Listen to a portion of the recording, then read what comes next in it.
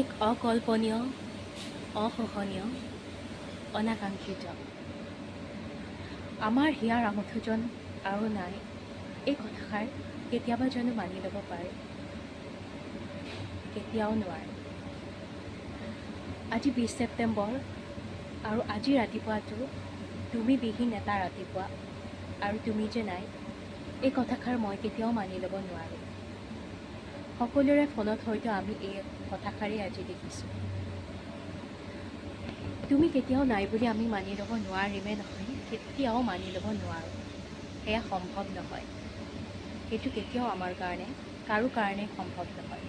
তুমি যে সকলোকে কন্দুৱাই গুচি গ'লা এনেদৰে, সেইটো আমাৰ কেতিয়াও বিশ্বাস কৰিব নোৱাৰোঁ জুবিন দা। ধুনীয়াকৈ দিনটো পাৰ হৈ যোৱাৰ পিছত সন্ধিয়ালৈ যে এই অভিশপ্ত খবৰটোৱে আমাক সকলোকে কন্দুৱাই যাব,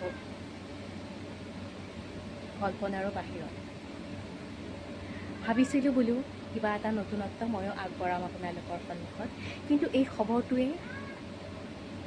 খবৰটো পোৱাৰ পিছত আৰু সম্ভৱ নহয়।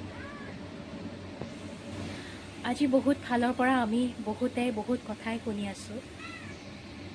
আমি মাত্ৰ এটাই বিচাৰোঁ যে সঁচাটো কি, আচলতে কিয় এনেকুৱা হৈ গ'ল, ইয়াৰ আঁৰত থকা প্ৰকৃত সঁচাটো কি, বা যদি কিবা ৰহস্য লুকাই আছে কি বাৰু, যি কি নহওক প্ৰকৃতটো আমাৰ আগত লৈ আহক। জুবিন দা এটি নাম, যাৰ নেকি মানুহ বহুত বেছি প্ৰিয়। কেৱল মানুহে নহয় বাৰু, প্ৰকৃতি, চৰাই চিৰিকটি, জীৱ জন্তু যি নহওক সকলো বস্তুৱে তেওঁ প্ৰিয়। তেওঁৰ এই ধুনীয়া যাদুকৰী কণ্ঠটো এনেকৈ জানো হেৰাই যাব দিব পাৰি? সেয়া সম্ভৱ নহয়।